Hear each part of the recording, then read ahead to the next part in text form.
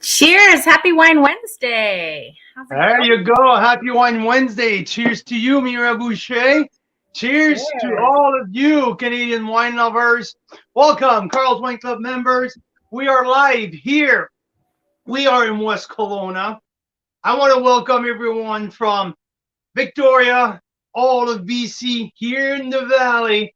Also, all of our friends in the prairies, especially Calgary, and all of our friends out there. Ontario, people from Toronto area, all of our great members out there, Quebec, and all of the eastern provinces. So across the country, we are live tonight. A fun show. We have a special guest coming up.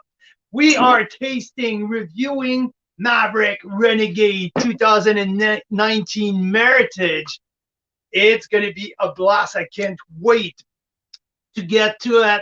I have Janik Livera joining me from the winery tonight. Janik has been an integral part of the team at Maverick for a while now. So, and we know him from previous adventures in the wine business. So excited to have Janik on board with us tonight, chatting about the Renegade 2019. Listen. We're having a great start of 2022. A lot of good wines are coming here at the office. We're having lots of good options coming for you in the next couple months. We are stacking the schedules with pretty cool stuff here going on. So welcome to everyone who's tuning in. Leslie Harbison here is saying good evening. She has poured the Castoro d'Oro Merlot tonight. So yes, if you're tuning in, let me know from where you're tuning in Canada. Which province are you tuning in? And also what's in your glass. For us tonight, Mira and I, we have two wines in our glasses here. Cheers to Meritage from across the country. One from Oliver from the Golden Mile, the one that we're talking about here tonight, the Maverick Renegade. And I also have, in my other glass, I have Muscadaire Vineyard. This is from the Lake Erie North Shore here in Appalachian that we haven't talked about yet here in the club. But not because it's our feature next week. No, just because we cracked that wine last night after talking to them on the phone. And I received that bottle from a cool member of ours, the Average Wine Enthusiast, Mike LaPlante. Last year, Mike sent me a bottle saying, Carl, you should taste Muscadaire. They're doing some great stuff. I go there all the time, and it's a family-run business. You should give it a try. I was waiting at the beginning. I didn't want to taste it right away because I wanted to have the bottle shut down. I never happened to do it anyway. They gave me a call last week. We've been in touch with the family. They're doing some really cool stuff like Nebbiolo and some stuff like that. So we have here, so we cracked the bottle last night. We're really, really impressed. We were so pleased. I said to Mira, let's bring it on tomorrow night anyway with our glass of Renegade. I have not tasted the Renegade yet. I opened the bottle at 3 o'clock this afternoon, so it's been decanting. It's been breathing for a good 2 hours now. So I have that in my glass. I have my spit cup ready to go. So yeah, Vicky, happy Wednesday, Vicky. Welcome to the show. Tonight we're going to taste Renegade, the Meritage, the Bordeaux blend from Maverick Estate Winery. Where is Maverick? Maverick is located in the south of the Okanagan. For people from Ontario, if you guys are just joining us, the Okanagan, to me, it's split in 4 different parts. Well, actually 3 different parts. There's the Kelowna and Lake Country area, Vernon, Lake Country, where we found the wineries like Grey Monk, like the Parallel 50, and some of also what? Yeah, that's the Lake Country area. We have the East Kelowna and West Kelowna. East Kelowna led by Summerhill and Priest Creek and Spearhead, and after that you have the West Kelowna, where's the Mount Bushry, Mission Hill, the West Kelowna Wine Trail, where's the big hitter are friends now established there. So this is the Kelowna area. After that, you go down to Summerland, Penticton. You get the Bench, and you have the south of the Okanagan, including Okanagan Falls. So Maverick is all the way down south in Oliver, the wine capital of Canada. They also where the Golden Mile is, one of the first sub-GI, the very famous Golden Miles, where they've been known for their big and bold, juicy red. Maverick has a cool history. We're going to talk about the history with Janik joining us in 5-minute time. So it's going to be pretty cool to chat how and what happened. Because we have, so Maverick, the neighbor of Maverick is Castoro d'Oro, right next door. Each winery are like side by side. Across the street, you have Kismet. But just like 5 minutes before that, there's where Tin Horn Creek is, up the hill, and Geringer Brother, and all of these wineries. So near, right by Tin Horn. So Andrew Windsor, along with a business partner. So Andrew used to be the winemaker at Tin Horn for years. Andrew purchased the Maverick Winery 2 years ago with a partner. So it went from Tin Horn Creek under Palate Estate and purchased that small little family-owned winery. It was owned by a couple, a South African couple, for a long time, and they sold to Andrew. Andrew, I think, anyway, so super cool story. Andrew knows the fruits from the Golden Miles a lot. He's been working with the Golden Miles fruit for years after being a winemaker at Tin Horn Creek. Tin Horn was a trailblazer. Tin Horn was like one of the first, the big boy on the Golden Miles under Sandra Oldfield back in the day. So yeah, the knowledge that Andrew has of the Golden Mile fruit brought so much to the play that investors were willing to chip in, and they bought Maverick Estate Winery, and we're tasting. I'm gonna score and we're gonna review the Renegade tonight. It's been part of our first weekly feature of 2020, the Maverick Estate Winery feature. We're featuring 6 wines. All of these wines are 90 points plus. Starting with the Syrah, the Bush Vine Syrah. That I'm going to touch base with Janik, but come on. They won platinum at the Wine Line wine competition back in December. Platinum, best Syrah in Canada. So, yeah, pretty darn good. I was skeptical. I wasn't sure. Early January, we tasted that bottle. And yep, I think they are right bang on. I couldn't put it in my wine of the year this year because that's now our second year. Being in our second year, I decided to start January to end of December for my wine of the year. So because I tasted it in January, but I have to tell you, it's going to be in the listing for next year because that wine, that Maverick Bush Vine Syrah, is worth the freaking $30 price. It's off the chart. I give it a 94 points.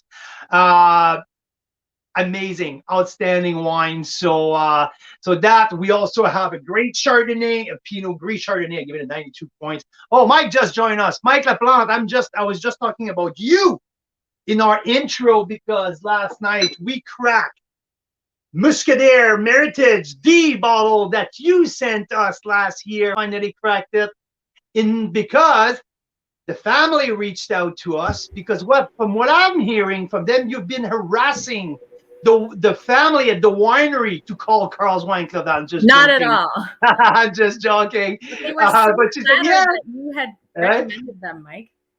Yes, That's awesome. I'm just joking. Don't take it the wrong way. Just joking. Well, cheers. Guess what? We have our special guest in the green room already. He's waiting patiently. Should we bring him in? Why not? Janik Livera is here he's a hospitality manager at Maverick Estate, and he's joining us live. Welcome, Janik. Oh, mid-sip too. Perfect. That's a mid-sip. I have to be like that. Janik, how's it going, my man? Oh, I'm getting a bit of a lag on your audio. Good evening, Janik. Great to see you. I'm not hearing anything. Are you, Carl? No, I'm not hearing anything. There's no volume, Janik. No volume at all. Sorry, that's okay, Mira. I'll let you chat with Janik there. And Yannick Nadeau is in tonight. Good evening, Yannick. Daryl. KWV, the Mentor Canvas 2017. It's a red night tonight. Absolutely. This is the Renegade night. Janik, can we hear you now? Yeah, I think that sometimes it makes you pick different microphones. I don't know if you want to hop out and then hop back in, and it'll let you test all that. Yeah. Sounds good. Yeah, no problem at all. We have lots of juices to talk about. So Mira, how about while you're there, do you have a minute for us? I do. I actually wanted to share something we were doing. Ooh, Yannick's having a Syrah from Black Market. I wish I could share I don't know if I have the picture, but we have some cool. Yannick, just look at that, man. Look at that big boy. There Yannick, you go. We stopped by Black Market yesterday on our way to Maverick. And look what I have. And they were bottling their Syrah Magnums. It was pretty cool. Yeah, but here what we have. Look. This is the new pet nap for this year. So it's been been disgorged yet. So yeah. Is it better, Janik? Can you hear me now? Absolutely, Ken. Fantastic! Yay! Right. Hello, cheers, everyone. Hi, Carl. Hi, Mira. Hey, cheers to you. That will come in. You're not a newbie. You're not a newbie with Carl's Wine Club. You know the drill. You know how casual we are. Last time we spoke, we were live together, but now we are an hour apart. So I'll take it. I'm glad to have you with us, Mira. Perfect. So I wanted to before I start with Janik, I wanted Mira to tell our people what she experienced the first 5 minutes that she popped the cork of the Bush Vine Syrah a couple weeks ago. Yeah, wine tasting is really subjective. But then again, Carl and I tasted over 800 wines this last year. And I'd say for me personally, there were maybe 4 or 5 that I had that I was like, okay, no one else touch this bottle. This is mine. Because they were like wow wines. When you get a wow wine, you just know that it's like one of your favorite wines. And that's what happened with the Bush Vine Syrah from Maverick. Amazing. Yeah. Really cool. Yeah. Steak that night, and the steak was even more spectacular with the Syrah, but it's so good on its own. So we had to buy more, and I'm thrilled we discovered it.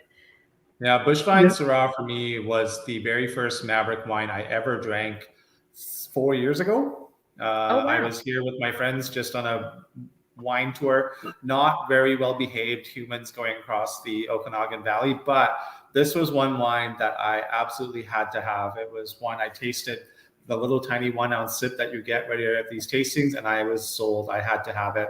It was exactly this bottle here. It was fantastic. I needed to have it. I had to have it in my collection. and it's still one of my favorite Syrahs to this day. So, and that's funny enough because I was cooking, and she was sipping on it, and once in a while, and she's in the other room with the kids, and I can hear her. Oh my God, it is so good! And like once every 2 or 3 minutes, I'm hearing some noise, and I finally bring supper over, and you know when someone. She grabs the bottle and she does that and she turned around. I'm like, okay, something's going on here. She said, well, you have a glass, you drink your glass, I'll take care of the rest. Yeah. So it's pretty special wine for us as well. We are now in the newest sub-GI in British Columbia. So there was Golden Mile Slopes or Golden Mile Bench for all the biggest while there. And now the newest one that was just announced last year is the Golden Mile Slopes, and the Maverick Estate is located on this sub-GI, and our bush vines are found in this as well. So pretty special for us to have a wine out of this geographic area as well. Absolutely.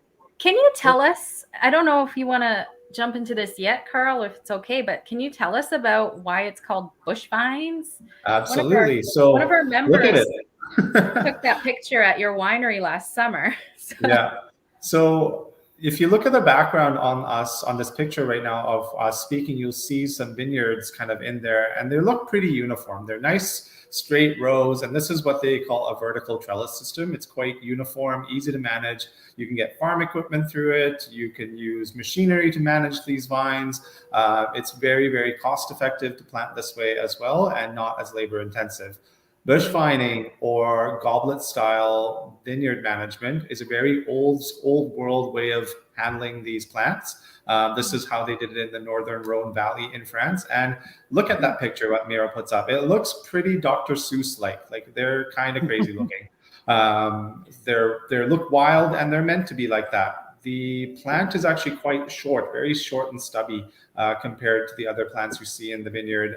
So it's very, very low to the ground. And this keeps the fruit very close to the ground as well. And by doing so, it's kind of the coolest temperature for this fruit, prevents over metabolizing our sugar into, or our acid into sugar. It lets it keep kind of that acidity in balance and in check as the fruit ripens and matures. The vines are allowed to thrive.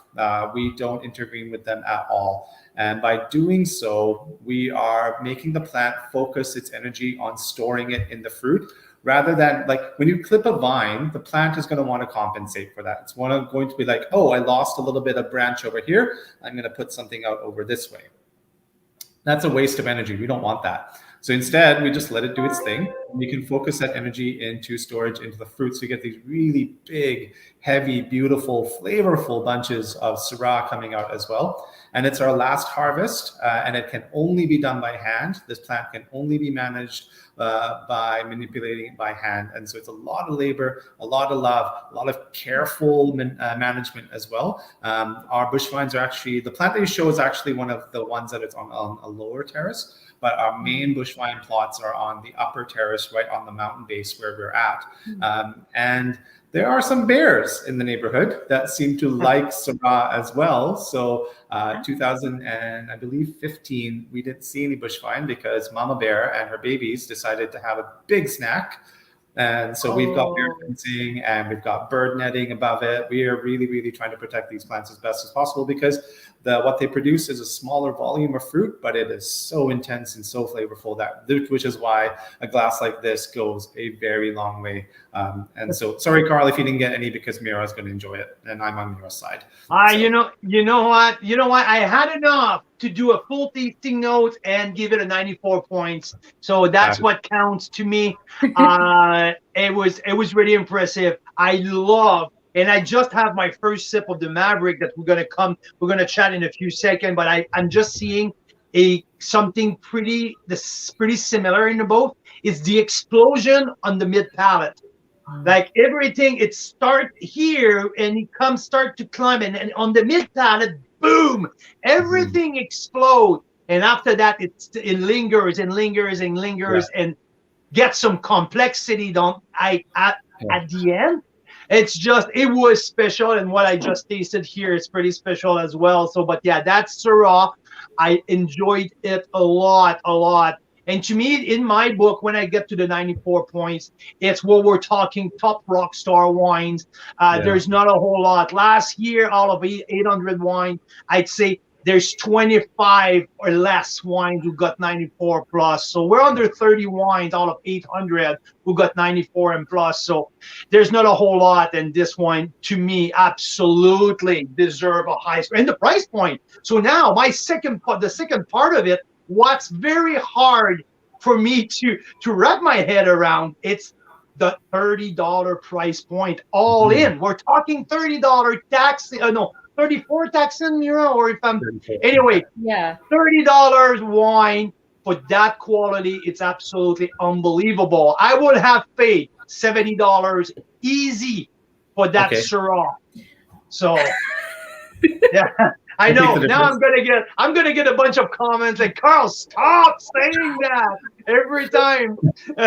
But that's true. To me, that's a true value proposition. It was absolutely. And a friend of ours, his name is Clay Martin. He runs the BC Wine Reviews. It's a nice wine page on Facebook. He has a great following, and Clay was texting me pictures of the Bush Vine Syrah later last year. He said, "Oh, you need to taste that."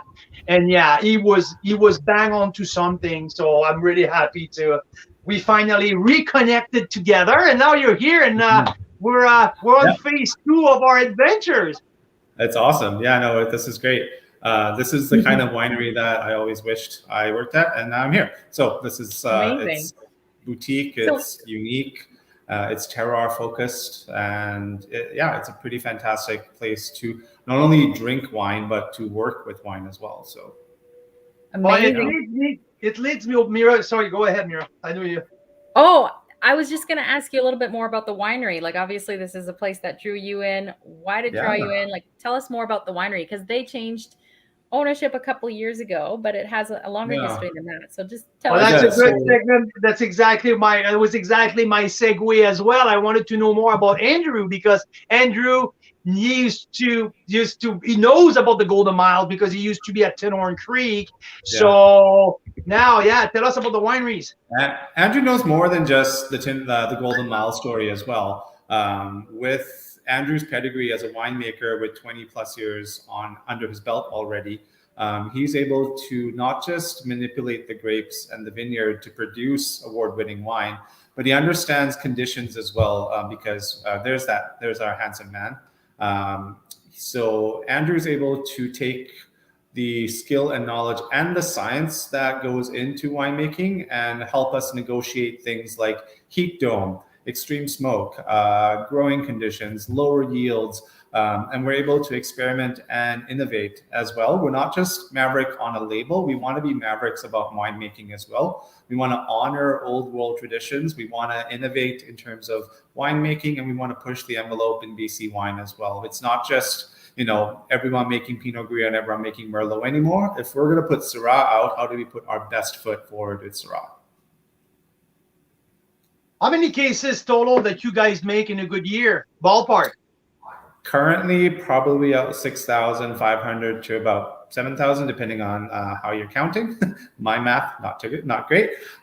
So we're still in the kind of small boutique market. We're planning on expanding that number as well as we grow as a winery, as we add vineyards, as we expand and go from there. So if I understand correctly, you're 100% South Okanagan fruit. Are you 100% Golden Mile estate fruit as well? Not Golden Mile, Golden Mile Slope. It is 100% estate fruit, 100% South Okanagan as well, but not 100% Golden Mile Slope, because the sub-GI cuts off and we have vineyards further than that as well. So some of it is still, it's all South Okanagan. It's still fabulous fruit that we're bringing in. All of it managed by us from beginning to end as well. So, yeah. And one more thing on Andrew. I saw a post this morning. Is he on vacation right now in South America, climbing a mountain, sleeping beside a volcano or something like that? International man of mystery. Sure, yeah. He could be doing any of those things right now, or he could be sitting by a beach drinking wine. He could be reading a book in a library. He's Andrew. He's I complex. think, He's like a winemaker. So what can I say? no, I think I saw something with his name on Facebook today that they just climbed a mountain down in South America, and anyway, something pretty crazy. He's on some very well-deserved vacation right now. So yeah, which is why you have the honor of having me. Oh, hey, you know what? I'm fine. I'm totally fine with that. Mira, do you have there's any other burning question that you have for Janik right now before we dig into the Renegade? The wines, yes. Well, I was trying to pull it up. There's been I don't know if you guys knew this, but if you're with Shaw did a nationwide upgrade this morning, and that's why the internet's been weird if you're with Shaw. So I haven't been able to get this video up for us because we were just there like yesterday, I think. But tell us a little more about what's happening at the tasting room. You guys had some really cool sort of outdoor cabanas set up. Yeah. So we built a bespoke tasting garden this year to do two things: expand our ability to have guests at Maverick, because our original tasting room here was small. We can do about 3 groups of 6, so 18 people in the tasting room right now. But given the demand and our location right on Highway 97, 3 groups gets really crowded really fast. So we wanted to make sure that we could, hi Clay, we could really expand how Maverick can treat our guests, how we can showcase our wines and give them the best hospitality program that we can. So we have an outdoor tasting experience that is completely new and unique to the Okanagan. We have 4 cabanas that can host groups of up to 6 people. And then we've got a open deck, which is like a picnic area. We've got a covered deck, which is more tasting space. And we'll be able to take in not only our terroir, but our wines at the same time. What you're looking at is actually the old patio, which is still operational. We still have all this beautiful furniture and this great view of the valley, but this is the smaller of our spaces. And then once the summer hits and you come visit us, you can see what the full operation will look like up on the garden there as well. Yeah. You can sort of see in this is an old picture, but where that playground is on that picture above the little white car, that has completely been renovated and transformed into our tasting garden now. Yeah, I was pretty impressed, even though there were 20 feet of snow in the vicinity. We've gotten a lot of snow this winter in the Okanagan, hey? Yeah, unusually. But I can still visualize, in the summer all how about glorious that must be. And I can't wait. So, I know that when we saw that in the big brick wood fireplace, we were like, oh, Carl, we gotta have some members out here in the summer. This will be fun. Yeah, super fun. Exactly. And hopefully things will slow down and we'll get back to in-person gathering, and we hope that we can bring some members down there. It will be a perfect spot. Oh man, that is beautiful. We can. I want to know. 50, so. I want to know how the smoke affected you, and because you're mentioning that Andrew's taking all of these challenges, turn them into opportunities to make some unique stuff. But you guys were right across some of the epicenter at some point last summer of the wildfire. So how challenging was it for you guys? Because I will tell you, we traveled down south a lot last summer, and it was too many times so quiet down there. It was scary. I was like, oh my God, there's nobody coming down here. Even when it wasn't smoky, right? So, Anyway, tell us. So the heat was our first issue because it dehydrated everything out here. But then the fire, we were 4 kilometers away from the start of the Inkami Creek fire, which is a scary amount of close. And I was actually doing a wine seminar out on the patio, and I got to watch it start, which was extremely scary. The smoke did sit quite low and heavy here in the valley, which affects our grapes, not only in maturation and ripening, but also with taking on smoky and off flavors that are not desirable sometimes. Maverick is one of the wineries that does have a traditional sparkling wine program as well. And we grow Pinot Noir, a notoriously finicky grape, very thin-skinned, very prone to taking on smoke taint.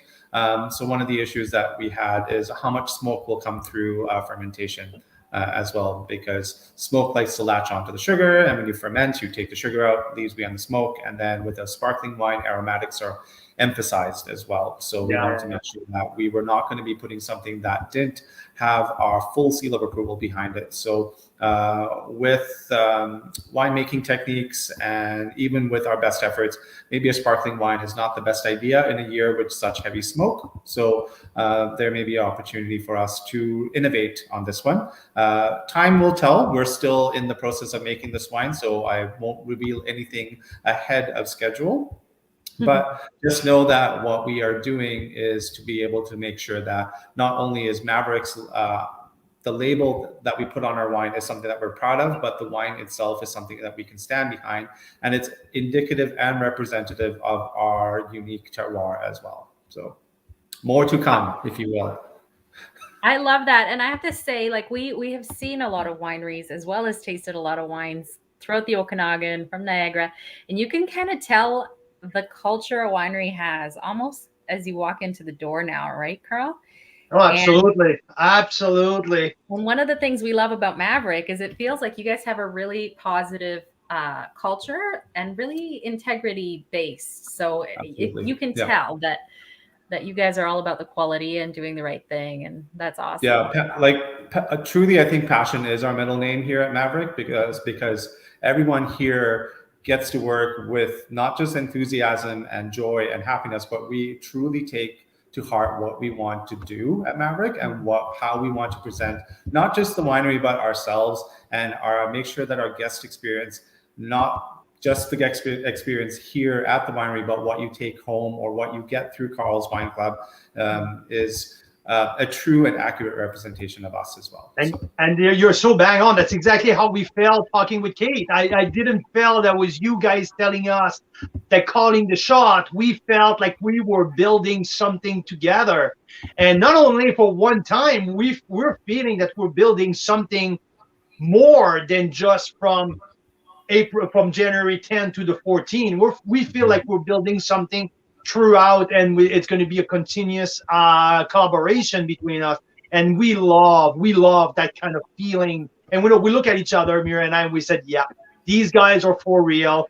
And and we knew that you were there, so we knew what to expect on your side. But seeing the team also around, who were all like the same spirit, it was pretty cool to see. So I can't wait to meet with Andrew, because he's kind of a legend in my book. He is a real good one from this side, and I can't wait to learn some stuff from him. That's for sure. It's a pretty amazing place to be a part of. So yeah, that's awesome. So cool to hear. Awesome. Hey, are we going to talk about this one? Because I have been smelling this one, and holy cow! Holy cow, eh? Like the Syrah. So the Syrah, part of what got me with the Syrah, it had a nose that I just could sit there for like an hour and smell. And this is if you're interested to hear my first couple impression of it, and on the nose, to me, that's the pencil lead, like that the pencil shaving, to me, just come up right out of the gate. Gives me and when I get that, to me, it's a little bit of the Bordeaux. It's a little card of the little old world to me when I get that pencil shaving, and it gets along, and I get some like dark chocolate. So it tells me there's a bit of a nice Cap Franc component in there. There's some bright, fresh herb as well before we get the cassis and we get the dark fruit. So I love what I've had my quick impression. It's a crossroad between the old world with the fruit of the new world, in the sense that it's fruity, but there's that old world component at the beginning, and there's a length and an explosion after the mid palate. Yeah. It is really freaking cool. I mean, look at the bottle. It's still going. I don't know how long ago I took a sip, but it's like boom, lots of flavor, and it's still going now. This is one of the very few chances for me to judge a bottle by its cover. Mira, do you mind putting that bottle back up one more time, just for everyone to see? This, to me, when I look at this wine, I see an old world Bordeaux bottle. Like, this is what an old world Bordeaux bottle looks like. It's that heavier glass, that kind of narrower profile, but then it's got the Maverick on the logo. Like, it's got Maverick written on the front of it, and you're looking like, okay, how does old world bottle and old world wine fit in with the Maverick profile? And we're taking old world traditions and old world blending and using those grapes that come from the Bordeaux Holy Land, if you will. There's some Cabernet Sauvignon, Cabernet Franc, Merlot, and some Malbec in there to build this amazing profile that just starts. It doesn't even start before you get it into your mouth. It starts on the nose and it really hits you hard and tells you there's a lot of fruit, there's some spice, there's some intensity, and then there's some luxury as well in this one. Like it's like velvet, it's silk, it's luscious. It's luscious. Yeah, this is a very sexy lady, Carl. This is the kind of hot date that you want to go on. Absolutely. And you know what? This is like, it's with a gaunt. Like, it's not a trashy, we're going out in a rock and roll bar. We're going out for maybe a black tie and gaunt, kind of like, it's luxurious, it's luscious. And I can see like my wife with her most beautiful dress on and her like go get it shoes, and it is amazing. Yeah, I mean, this is the kind of wine you want to put a jacket on for, because this is just that kind of experience. And I really enjoy letting this wine do the work in the glass. I love a big glass as is, but this wine really deserves something special and something just over the top to enjoy it with. And so I've got my largest Bordeaux glass here to kind of enjoy it with. Pardon me. And I was gonna say, I'm trying to figure out what the comp for me is, because whatever you said there is like, I can picture it, but Elaine's quite right. Elaine, help me out here. The wine in terms of a male. Have you in terms had of this a male? Elaine? Yeah. So this is like what? This is Carl in his hottest suit. Yeah. Clay says, tell me more, Carl. Not a sneaker guy wine. That's true. This is like a guy who, I don't know, just got off an airplane and is about to go to a hot date. And I'm thinking like a top of a tall building with a stunning view with like Miles Davis or something playing in the background. Like something like that. Yeah. This is two gentlemen, actually. This is the guy that can still chop wood and like totally throw down as a man's man, but then gets himself all nice and cleaned up, puts on his best suit and his shiniest shoes, and then gets the keys not to a new car, but to a classic. That's what he's driving. He's not driving a new car, he's driving a classic. So this is what Renegade is. This is a wine that will really take the time to not just to get to know you, but you will get to know this wine as you spend time with it. So it's not one you want to rush with at all. It's not a guy trying to show off, and it's not a guy who needs to get dressed up to get attention. This is like a classic. You're right. And you know what? This is not the checker suit. It's the black suit, but nicely fit with just a white shirt, maybe like with the funky socks. This is important. Okay. Come on. There's nothing going on without the funky socks here. Okay, come on. Now, you know what, guys? I think we're on to something here, and it's really exactly what it is. And there's no rush for that. There's absolutely no rush. 2019, Janik, I would say this wine is just scratching the surface at the moment. I rarely do that, but this is right in the wheelhouse of the 94 points. It's right there. Oh my God, I thought I had the big dog. I thought I had the big one with the Syrah, but geez, this is. I think that this has more potential long term than the Syrah. If you put these two bottles side by side in 5 years, I think I'm reaching out to that one first. Yeah, Renegade for me is the wine that I put away for the long term. This is a long game with me. This is one that's going to spend a lot of time in my cellar, because we also spend a lot of time making this wine. We're 18 months in French oak. We are late harvesting our grapes so that we can get much maturity out of this as possible. We're not talking late harvest like January, but we're keeping it out in the vines for as long as possible, just to get the right balance of sugar, acidity, flavor development, and intensity, so that when we take it to fermentation and post-harvest, that there is a lot for us to work with. And then it comes to blending. Blending is such a trial for us because we don't just want to walk in and walk out in one day. We want to make sure that we're getting this blend exactly where we want it to be. And then it goes into the barrel for the bottle for continuous aging as well. So this is the kind of wine that I can see in my cellar for up to 10 plus years. It's a long game, and I'm happy to play it. Hey, and something I'm pretty impressed with, and there's twofold to my question. First is, I don't know what's Andrew's philosophy in terms of oak, but even at a young age, I don't see any big whiff of oak. I don't see any unbalance at that stage. Things are very well integrated. So it's, to me, that's an announcement of balance right out of the gate. So it's really, really encouraging to me. So yeah, how's Andrew's managing his old wood program? You said it exactly. Balance. It's about new oak. It's about moving oak through cycles here at Maverick. It's about careful selection of coopers from France and getting the time and effort put into these barrels before we even start putting wine into it. So ensuring that we are, cleaning. Like even the process of getting a barrel ready to receive wine is one that has careful steps built into it as well.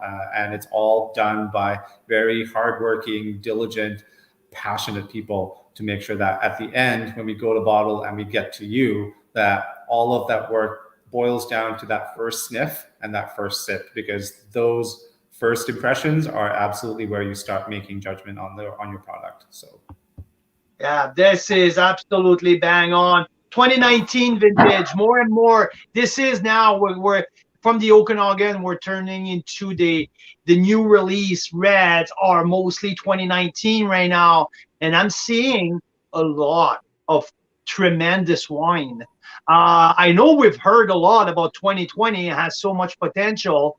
2021 is a roller coaster, but I was not in the Okanagan in 2019, but I'm seeing a lot of good reds coming out. So I don't know what's the assessment of Maverick, but you guys are just adding up to the pile of great 2019 that I'm popping lately. So yeah, it's amazing. Yeah. Quick question there. Elaine's asking a good question, that usually wines are kept, the varietals are kept separate during fermentation. Blending comes after, but does anyone co-ferment? Yes, we do. Yeah. Do you? Maverick has our Rubius is not just a post-fermentation blend, but the Merlot and Syrah are co-fermented as well. So co-fermentation is to boost tannins, boost flavor, help with balance, really end to end, to marry flavors right from the beginning and to kind of build that. So you can look, there are still wineries doing co-fermentation as well. So that's interesting to know. And like just a quick note on Rubius, I give it a 93 point because when you put the price into the equation, to me, it's a tremendous value. Bold, easy drinking. It flows pretty much with everything you have on the table. I can see that wine this upcoming summer being a star with anything on the barbecue. And I love the pop of the Syrah in the blend. It definitely stand out. Boom, the spice after the mid palate, and that sage, fresh sage coming to keep the freshness in the mid as well. I love Rubius, but when you get to this is more serious. This is older world. This is more on the licorice. This is more on the cigar, herbs as well. So yeah, what a tremendous lineup. We just had a question before I let you go, Janik. I know you're a busy man, but the Chard. I'm passionate of Chardonnay. More and more, I'm discovering some outstanding Chardonnay from Ontario, and it's part of my journey right now. I have not enjoyed a Chardonnay from BC like as much as I did with this one. in the few months. So I'm glad. I was happy. Okay, this is a heavier. This is an oaky Chardonnay. There's no doubt about that. But we mentioned something earlier about balance, and my tasting notes started with that, powerful but balanced. I love the oaky profile, but it's not out of whack. I taste the Chardonnay. I taste the authenticity of the grape. So Absolutely. very well done there. I give it a 92 points. So amazing. Thank you. I mean, look at the name. It says crossroad on there. It's like truly standing at a crossroad when it comes to Chardonnay. You're going to experience brightness. You're going to experience fruit. You're going to get oak. You're going to get balance. There's going to be vanilla softness on the finish.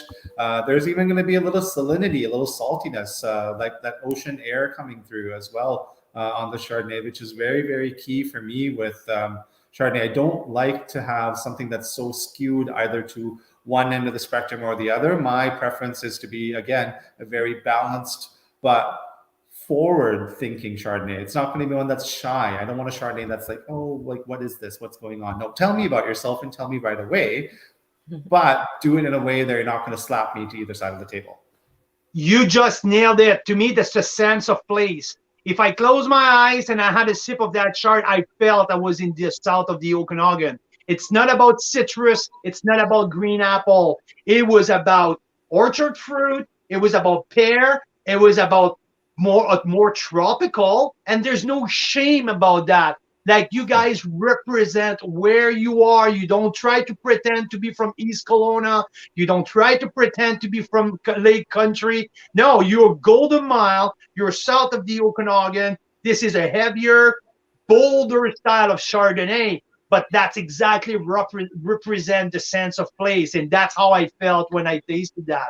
Awesome. Yeah. And it might be worth mentioning, Carl, like, we let it breathe a bit. Like, we took a first sip as soon as we popped it, and it was a little bit strong. And then we waited 15, 20 minutes, and then we tried it again, and we were like, whoa, this is fantastic. So yeah. Yeah. Good question, Daryl. Daryl is asking about the malolactic fermentation. The way that I tasted it, I would say yes.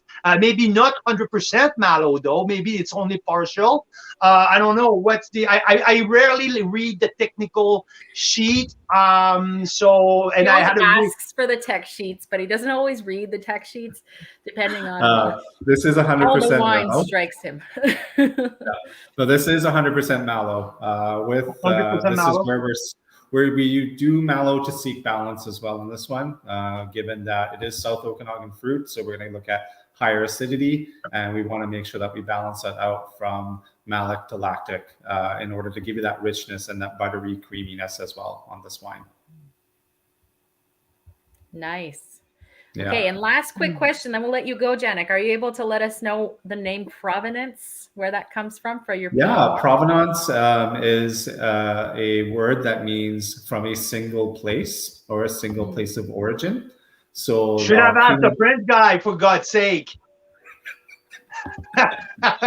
Sorry to interrupt. She doesn't trust your answers sometimes, Carl. It's fine. You were taking a sip, right? So yeah, exactly. I'm just joking. No, so provenance for us, our Pinot Noir is a block here at our home vineyard, the Provenance block, where we have Pinot Noir growing. So that's where the name comes from. So it's from a single place, a single origin. So it's all South Okanagan fruit again, with a place in mind. So easy drinking, fruit forward. And I think, again, talking about provenance, this is like it is beautifully South Okanagan Pinot Noir. There's Absolutely. no mistaking for that. There's Pinot Noir identities out there of softness and very fruit and very gentle. And this is not going to go against that, but it's also going to represent where it's coming from as well. So there's a bit more body, more richness, more color, just because it is from the South Okanagan. So. Do you have, okay, Clay from the BC Wine Review is asking if you have any PV on the ground right now. Petit peu, it's in our small vineyard. There was a very, very small amount of PV located in our very south vineyards. So yeah, tiny amount. And do you guys get a splash in the Renegade, like at a very small percentage? Sometimes, not at all. What the? I don't have the Renegade answer, but I know tiny bit in sometimes in the Rubius. I just don't have my tech sheets in front of me to look at that number. They're in minuscule amounts. So Yeah, exactly. Okay, Yeah, I Janik. can tell you about the Rubius right now. Janik, thank you so much. I really appreciate your time, man. That is great conversation. I kept you a little longer than expected, but it's always great to reconnect with you. It's great to chat wine with you. Thanks for your time. And I have a feeling that we're going to chat often this summer. Yeah, I look forward to it, and I hope I get to see some of the Carl's Wine Club members come in. Tell me when you're here, because I'd love to kind of say hello and go from there. But to all of you, thank you so much for having me on here. I hope you get to enjoy the wines coming your way, and we'll see you soon. Very soon. Thank you. Yeah. Thank you so much, Janik. Yeah, Cheers. absolutely. Cheers. Cheers to that, Janik. Thank you. That's awesome. That's awesome. That was so amazing. He's been at that winery, I think, a year now, a year and a half maybe, and he knows so much about what they're doing. So you can tell how passionate he is. That's so awesome. That's what makes Janik so cool to deal with. You know, when he goes from if he like, because the previous place he knew inside out the whole darn operation. He moved with that great opportunity. He moved to Maverick, and in no time, he was a student of the profile of the winery. He learned in and out, like the whole portfolio. So cheers. Tip to the hat to him. Tip to the hat to the team at Maverick to hire him, because he's a real gem. I really love chatting wine with him. It was pretty good. What do you think of the wine, you? I freaking love this wine. This is right up there with the Syrah. So we already placed our order. We went and picked it up yesterday, but I think we're going to have to get more, Carl. There's no doubt about that. There is absolutely no doubt about that. Because as much as, like, I know, like, it's hard because the Pinot Gris was so good, and I can see that Pinot Gris with the kind of muscle that we make at home is just a jam. I love the Chard. I absolutely like I'd give 94 points to the Syrah. This is exactly in the same wheelhouse. This is a 94 points too.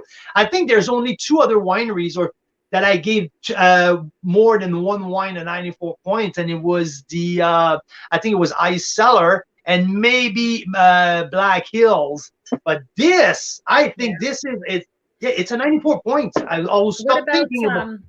There was Ice Cellars, Black Hills, 94 points. Yeah, there's very rare that you've because given. with Courcelette, there was a bunch of 93 and 194, but that was not 294 and plus. So you're right. You know what? They are blowing my socks off. Absolutely. I'm so impressed. I came into this tasting expecting a lot, and it gives me even more than I was expecting. And Karen's on, and Karen had that Chard because we had it here. This was the second or third day at that point. She had it on the third day. Yeah. She did have it on the third day. And to me, Chard is not usually the kind of wine that I keep up all the way on the third day. And it was still shining when she got it. So, yeah. Yeah, it was still really good. And we had it with Chinese food, and that was fantastic. So that's for Maverick. It's going on until tomorrow. I'm going to update my tasting note, but that Renegade is going on at 94 points. It gives us 294 darn pointer on that pack. And there's not like if there was like 8 wines with 3 bonus options. No, this is the darn 6-pack with 6 wines, straightforward. I'm blown away. I cannot wait to meet that Andrew Windsor. I can't wait to chat with him. I'm so impressed with the quality of these. And also the price. These are not like $50, $70 wines. They're all in the $30 bracket. So pretty impressive. Very impressive. Before we go, because I know we're gonna run late, and that's fine because there's a lot going on right now. We've been chatting with lots of wineries. We've been penciling in a lot of cool stuff on the schedule. The schedules is building up pretty nicely. So it's pretty exciting time right now. One of the things is Friday. That's Friday right. night. Kick off your weekend with us. We're going to announce our top 10 wines of 2021. It's going to be so much fun. It's going to be so much fun. I can't wait for that night. So Friday night. We're announcing the Members' Choice Winery of the Year So for the Ontario and BC. You guys voted for that. So this is awesome. The 2 Members' Choice will be announced there. We have our 2 winners. Also, I'm going to reveal my top 10 wine of the year for 2021. It's going to be a heck of a deal. I also have 5 honorable mention and my 2 top value, my top 3 value wines as well. So it's all going to be out there. I'm already thinking that probably 2022, I will taking it up a notch. Maybe with the specific category in terms of grape varietal, but we'll keep the same format in 2021 that we did in 2020. But it's pretty exciting. So Friday night, 5:30 p.m. Pacific, so 8:30 Eastern time, we're going to kick that off. We're going to announce the 2 Members' Choice Award Top Winery of the Year. Plus, and what's exciting about the Members' Choice is that we are going to try to convince these wineries who don't know yet, by the way, but we're going to try and convince them to have a little party for us at the wineries. And that was part of the whole reason why we did East Coast and West Coast, because we thought that way, hopefully, a lot of members on the East Coast could make it to the East Coast one, and same for BC. So yeah, some kind of epic get together once we're allowed to do that. That's for sure. And yeah, so there's a lot going on. Should we announce what we're doing next week? Yeah, if you guys are still on, I think you deserve a sneak peek next week. Let's do sneak peek. Yeah, let's do sneak peek for the next 2 weeks, okay? Because there's pretty cool stuff coming up. Exactly. So next week. Thanks, Daryl. This is gonna give away a little bit of what the wine of the year might include.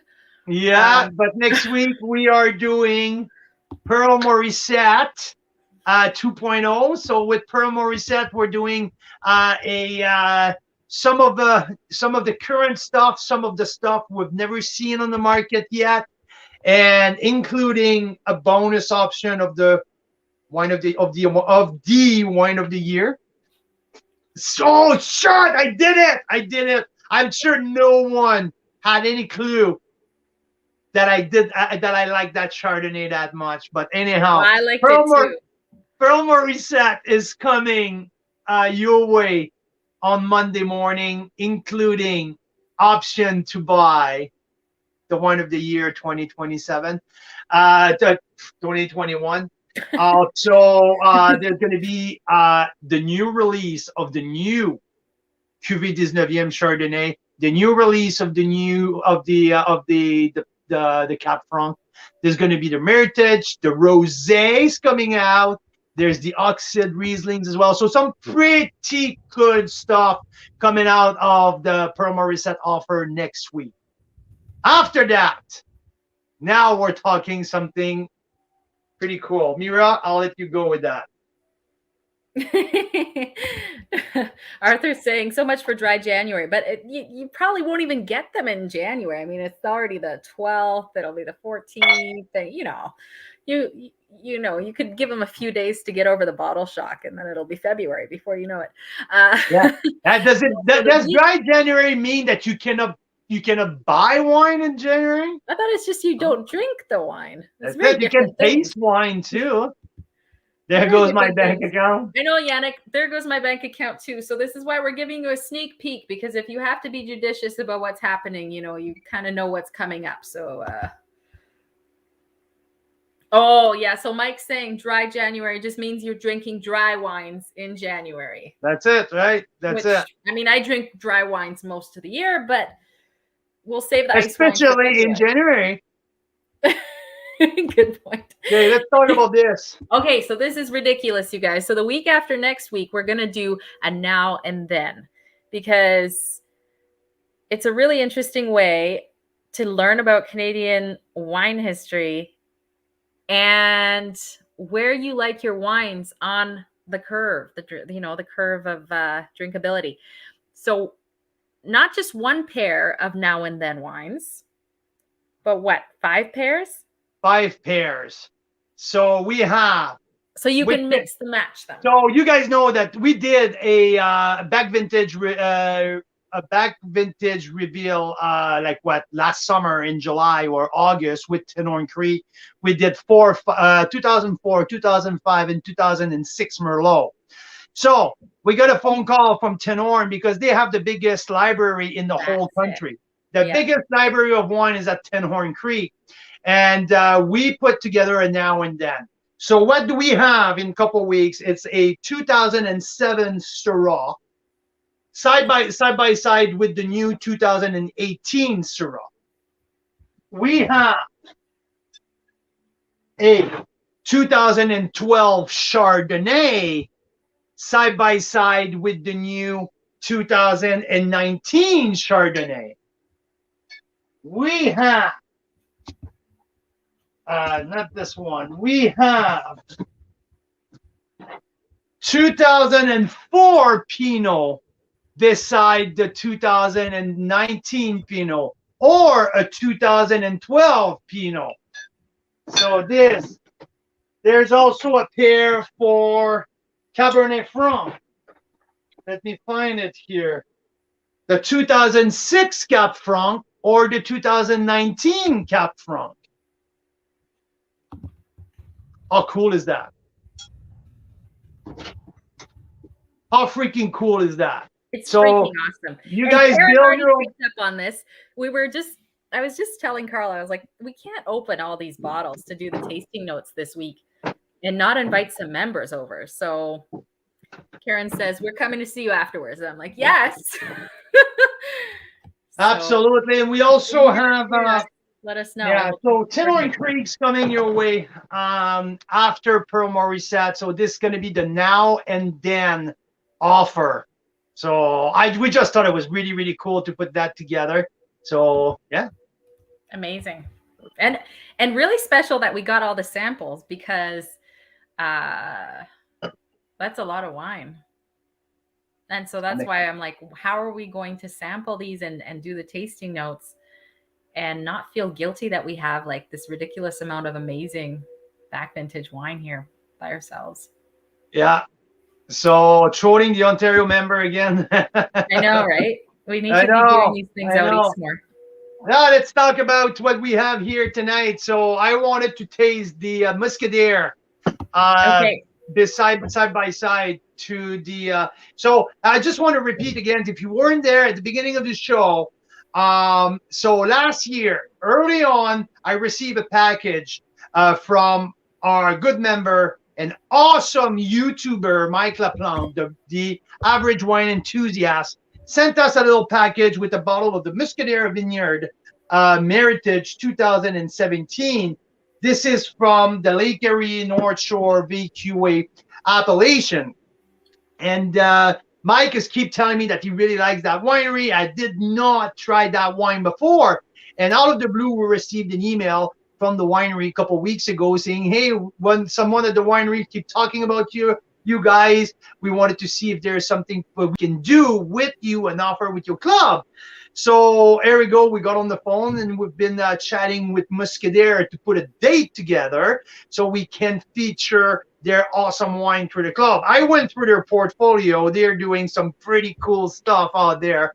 So finally last night, after that, they decided that they're going to open a Swift Post account. So now they're learning, because they've never done that before. They've never done a cross-country offer. They've never been to a third party with like us. So they just opened an account to do some shipping across the country. We've been helping them doing that kind of stuff. And last night I told Mira, I was like, okay, well, how about we're going to open Mike's bottle.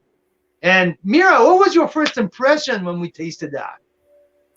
that, like, I just felt so spoiled because after having the Maverick wines, which were just these fantastic wines, now we have this Ontario Meritage to compare to, and it's so good too.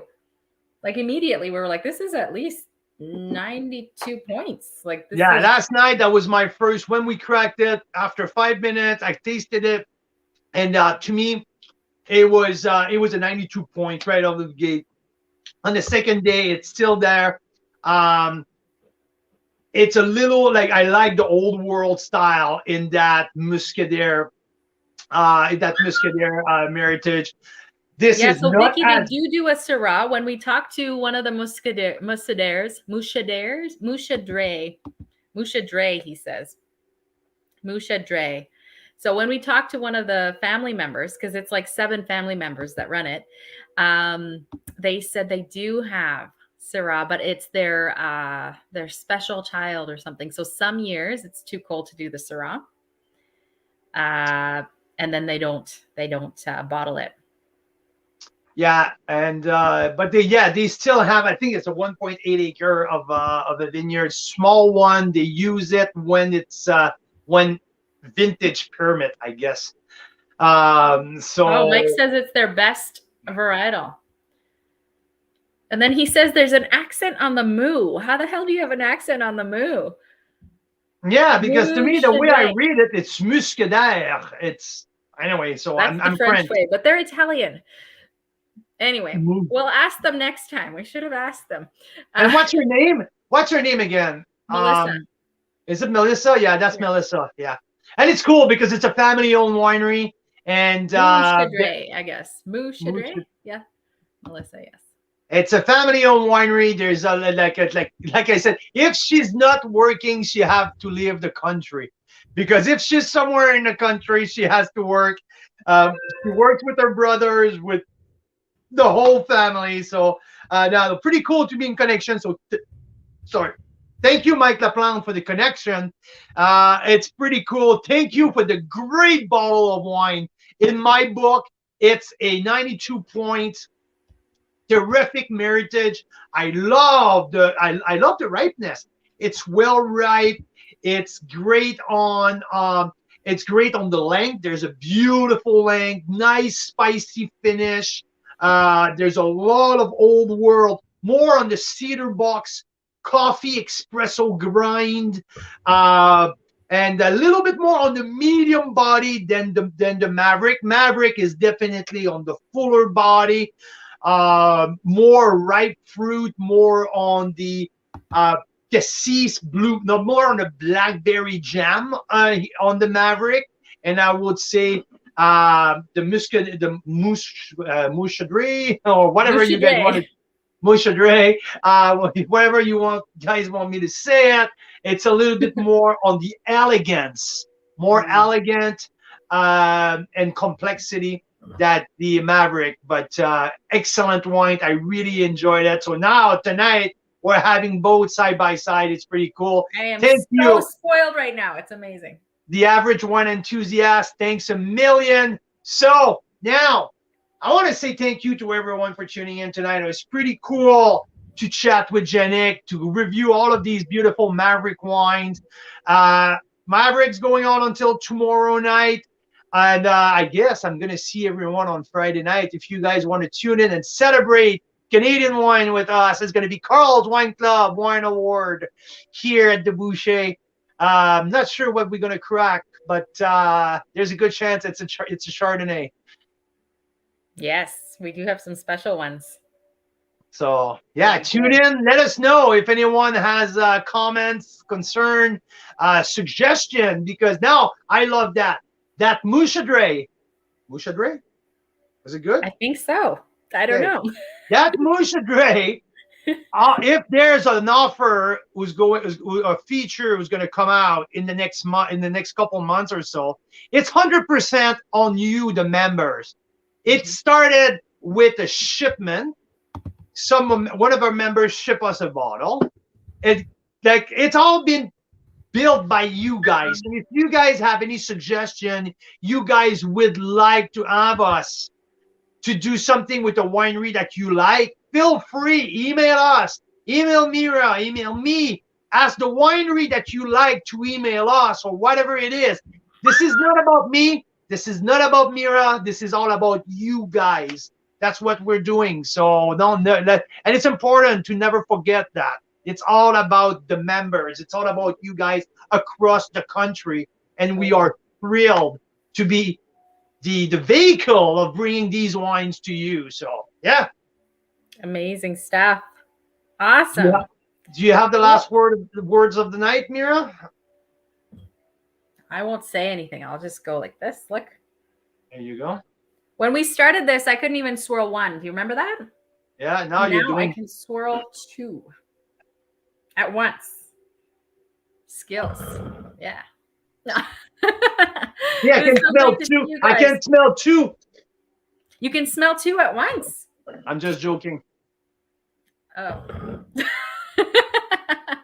Canadian wine lovers, Carl's Wine Club members, all of you across the country, have a good rest of your evening, and we'll see you hopefully on Friday night for Carl's Wine Club Wine Award.